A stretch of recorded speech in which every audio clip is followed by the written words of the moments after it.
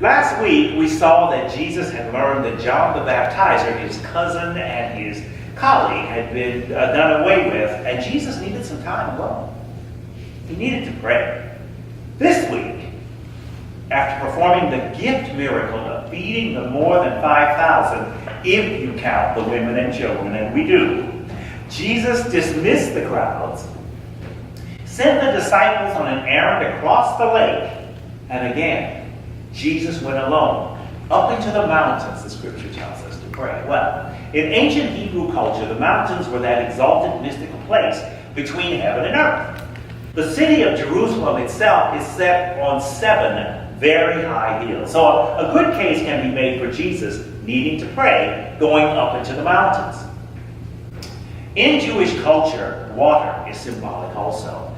In Genesis, when we first meet God, darkness covered the face of the deep, while a wind from God swept over the waters. In Matthew, it is clear that if the mountains signified nearness to heaven, then the waves battering the boat signify the mystical unknown with which heaven has contended and triumphed over from the very beginning of creation. Now, the story does not record the disciples being frightened by the lake. They were experienced fishermen. The disciples were terrified by what they saw coming on the lake. They saw what they thought was a ghost approaching. It was the Lord of mountain and sea. It was Jesus walking in the water. However, Jesus reassured them, "Take heart, it is I, do not be afraid." That's what Joan read to us. But the outspoken one, Peter, immediately tested Jesus. "Lord, if it is you, if it is really you, command me to come to you on the water." And Jesus said simply, "Come." So the scriptures say Peter got out of the boat and started walking on the water coming toward Jesus. But when he noticed the strong wind, he became frightened and began to sink. Notice the wind. This is a story about the coexistence of faith and fear. They always seem to live together, right in this temple. Not this temple. This temple. We know the wind was already present before Peter noticed it, because the ship was being battered by the waves. What causes battering of waves? Wind. The wind was already very much there. Peter, an experienced fisherman, had to have been very aware of the gusts and the airstream before he began hoisting his, some say, his ample frame, fighting turbulence and fighting gravity, trying to get out of the boat just to stand on what? Water? What was stabilizing him? Did the water feel firm under his feet? Did he feel supported at all? Matthew would have us believe that what sustained Peter in spite of everything, in spite of the laws of gravity, in spite of the laws of nature, is his faith in Jesus. This Peter was the disciple who, while others called Jesus, maybe you're John the Baptist, or maybe you're Elijah come back to life, it was Peter who correctly identified Jesus as the Christ, the Son of the living God. Peter's faith was strong, but like all of us, Peter's faith was subject to distraction, was subject to finding himself already in an overpowering wind, suddenly noticing the wind. He was noticing in his faith his own fear. In the face of so much that frightens us, you and I know what it is like to really want to have an unshakable faith in God. And God will show us some sign that God is with us, and we, trusting but still doubting, will decide to put a toe in the turbulent sea of challenge and change. And then another toe. And then a foot. And suddenly we are walking on water. We are accomplishing through trust in God, through faith, something we never thought we could do. And oh, the sun feels good on our face. and the wind feels good in our hair. And yes, my hair blows too.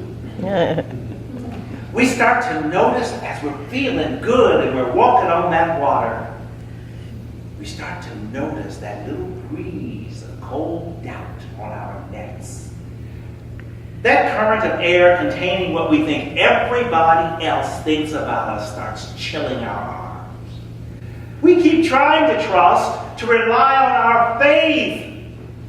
But then that relentless gale of all of our past failures hits us right in the solar plexus and leaves us unsteady. And when we're almost bent double, the bluster of how dare I even attempt this? Who do I think I am? Nobody blows right in our faces, accompanied by a tsunami of I'm not worthy to do this.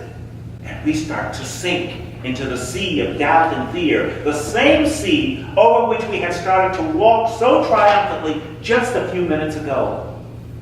Even as faith connects believers to Jesus, fear is in the same house worshiping those other gods of, I can't, I never could, I never will.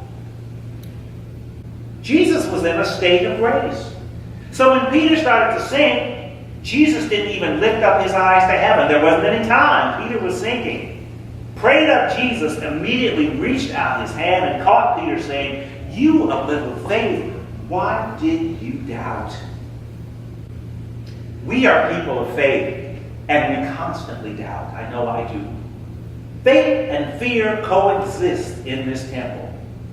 But without struggling with our doubt, how will our faith grow?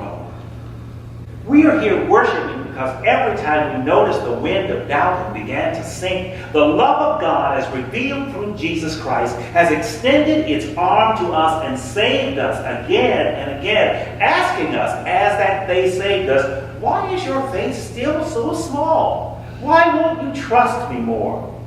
Our testimony is doubt and faith coexisting. For many of us, codependent. We want more faith. Why can't faith just always win out? Why do we have to struggle so hard? Perhaps we struggle because we are still trying to wrap our heads around the knowledge that faith in God is not the same as the faith that pop culture shows to us. Faith in God does not produce life going great always. Faith in God does not mean that you will live all of your life with the heart of a 20-year-old. Faith is many, many things. But for me, faith is the trust, belief, and conviction that no matter through what you are going, as the anthem proclaimed this morning, no matter even if you're sinking, God has revealed through Jesus Christ and stretched to you and bring you through your challenge safely, delivering you to the shore of this reality or the shore of the next reality. That is what faith in Jesus is to me.